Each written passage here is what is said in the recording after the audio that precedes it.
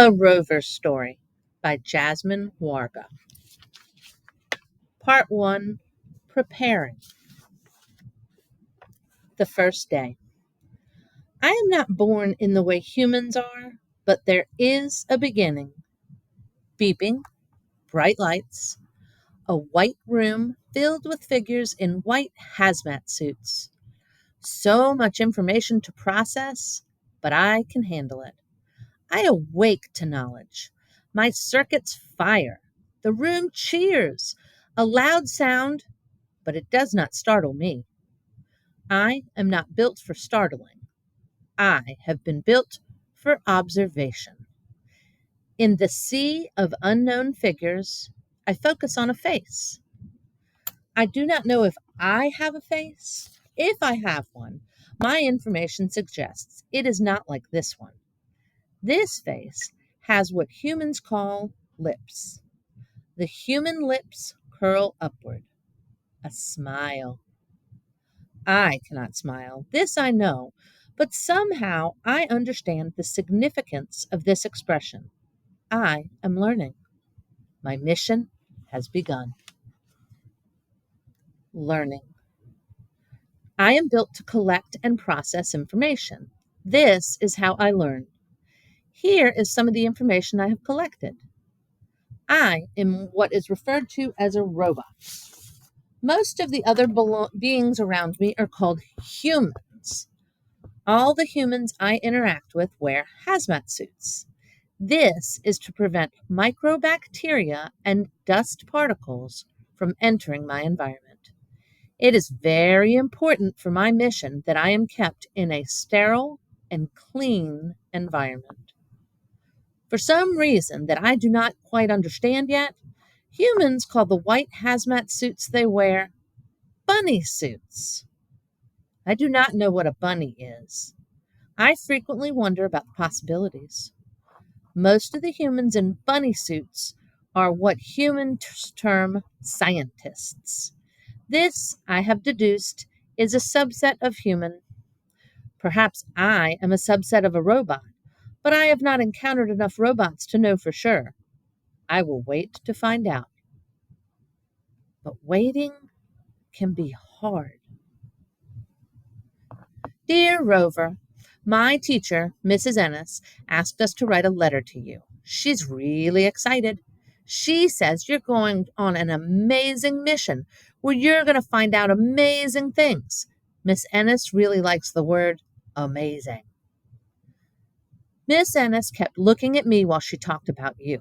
She even asked me if I wanted to explain to the other kids what you were. And I really didn't. Not at all. No offense, but I'm already sick and tired of hearing about you all the time. Then she said, "Come on, Sophia." And I didn't want to disappoint Mrs. Ennis. So I told everyone how you are a robot who was created to explore the planet of Mars so that we can understand its atmosphere and environment better. That's kind of a mouthful to say, you know. I also told them how you were engineered to be really smart and that you are learning new things every day. Like yesterday, Mom told me that your brain learned how to talk to your arm. My classmates had lots of questions, but I didn't know how to answer them. I bet Mom could, though. Anyway, Miss Ennis wants us to enter the contest to name you. I'm not sure I'm going to enter. No offense again. Though if I did enter, I would submit something awesome like Spicy Sparkle Dragon Blast. I know enough to know that you can't talk like humans do, but if you could, I think you would tell me that you like that name. All right, my hand is starting to hurt. I think I've written enough. And anyway, I don't even know if rovers can read. Maybe I'll ask Mom tonight. Bye, Sophia. Someday. One day, all of a sudden, I am taken apart. It is not explained to me why this is happening. It is also not explained to me when or if I will be put together again. I would really like to be put together again. Hello? I say, please put me back together. No one responds. No one explains why this is happening.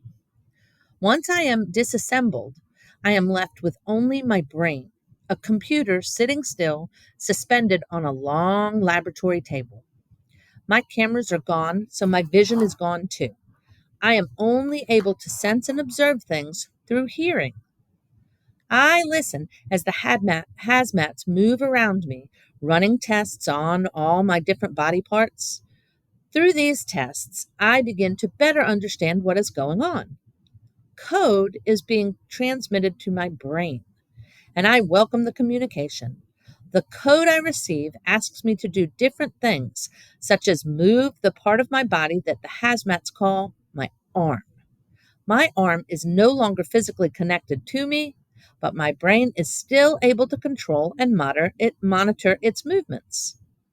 I understand when a test goes well, and I understand when a test fails. I do this by reading the code.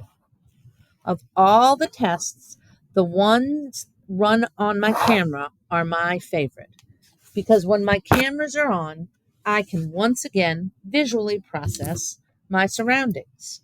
I can see.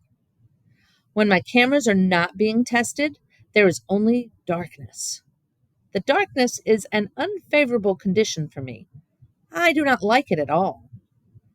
I have heard the hazmats refer to my cameras as my eyes.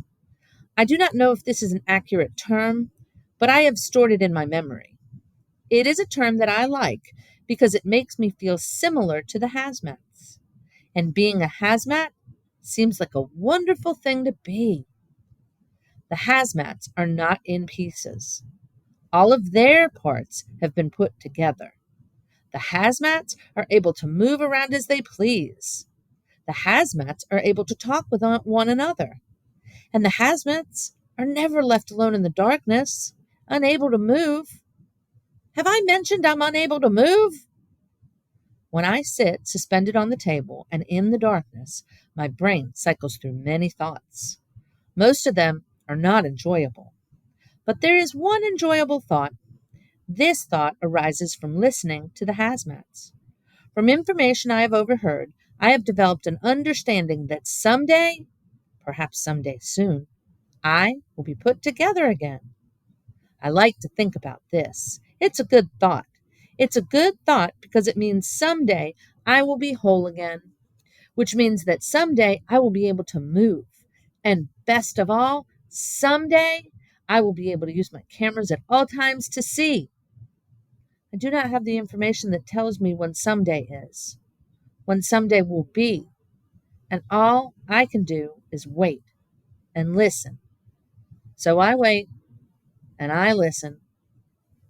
But waiting is hard. I am starting to think that I was not built for waiting. Rania. There is a large team of scientists who work with me. Humans would tell you that it is impossible for me to have a preference, that I am built to be an unbiased observer. Perhaps, though, there's a flaw in my code because I have some favorite among the hazmats. The first of which is Rania.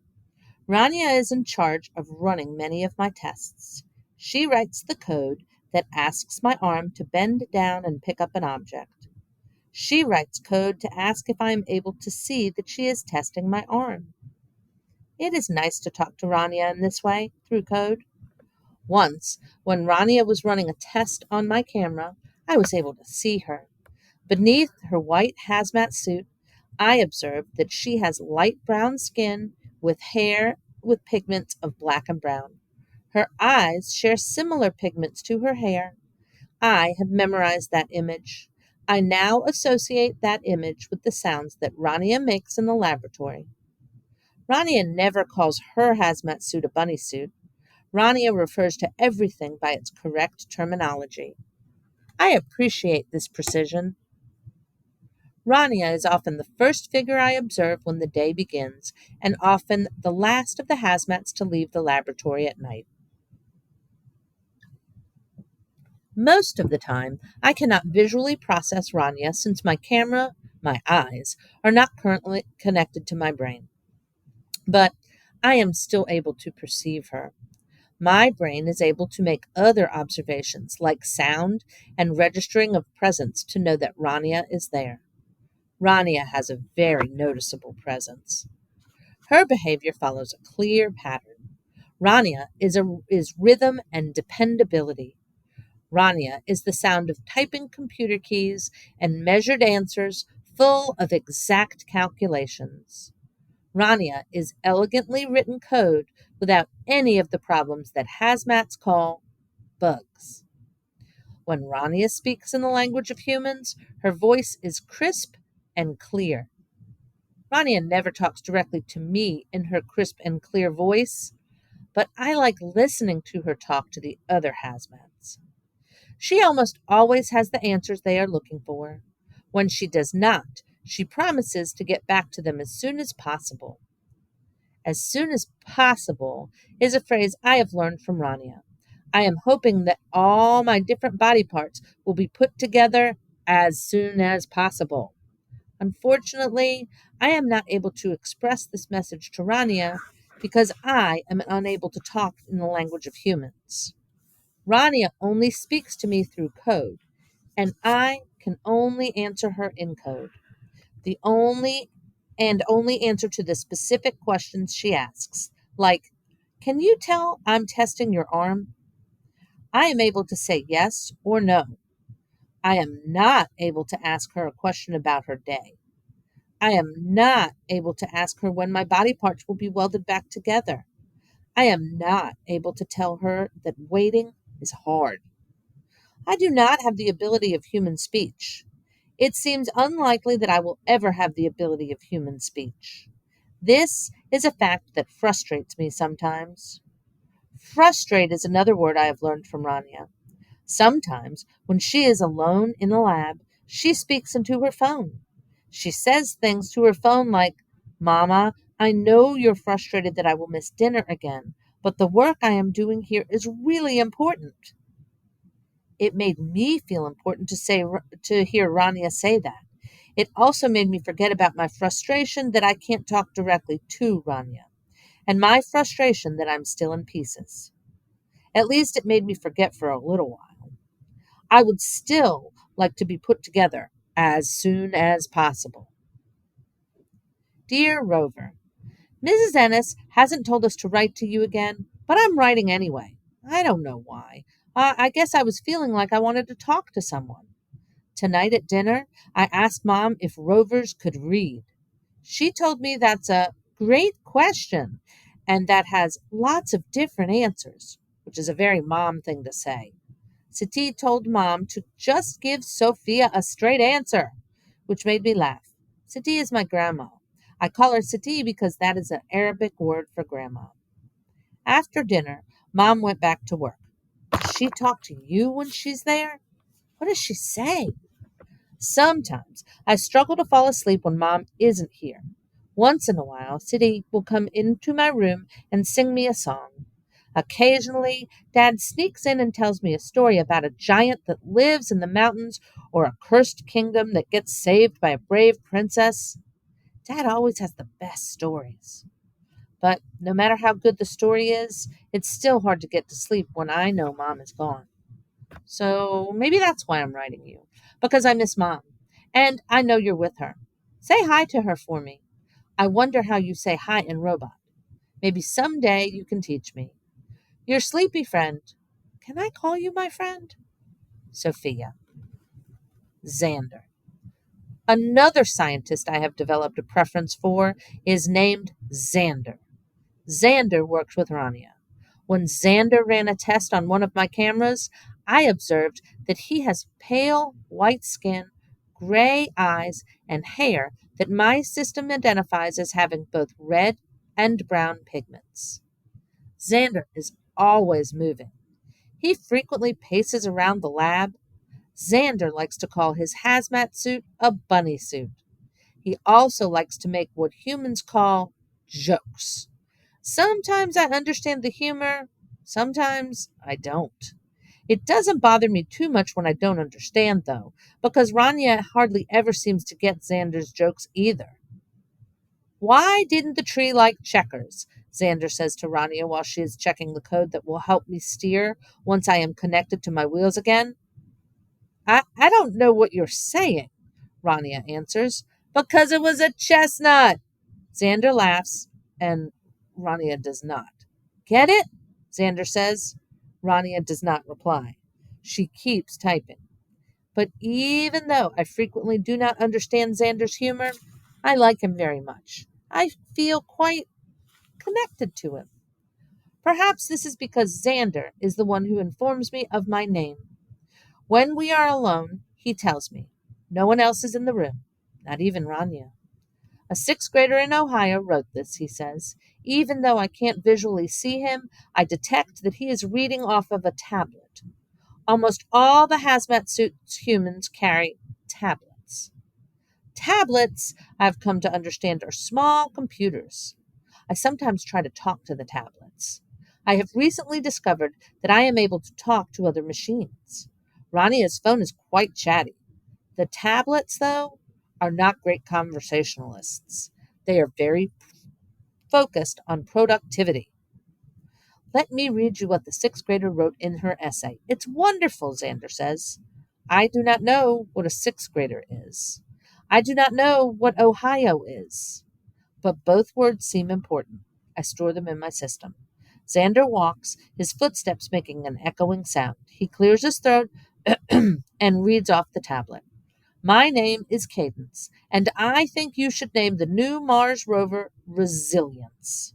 Resilience is a noun that means the power or ability to return to the original form after being bent, compressed, or stretched.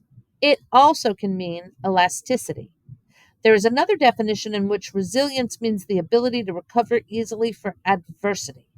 The dictionary also says resilience can mean buoyancy, which is the ability to float. My science teacher told us that this Mars rover has a big task. It's going to collect samples from the surface of Mars, explore the terrain, and photograph it, as well as try to bring back online another Mars rover who NASA lost connection with. To me, that sounds like a job that will need resilience. This rover will need to be able to stay afloat even when things are difficult.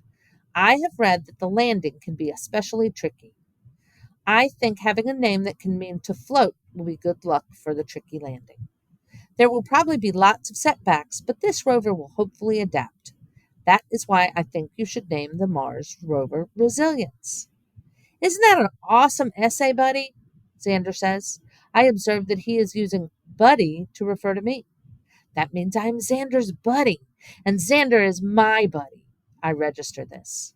So many people wrote to us, but out of all the essays, this is the one that was chosen as the winner.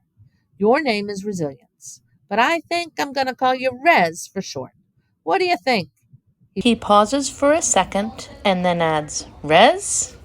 He laughs. Maybe this is another one of his jokes. I'm not sure what is funny, but I like the sound of his laugh. He touches the main computer part of my body, my brain, with his gloved hand. I can sense it somehow, even though I can't see it. Perhaps the right way to phrase this sensation would be to say, I feel it.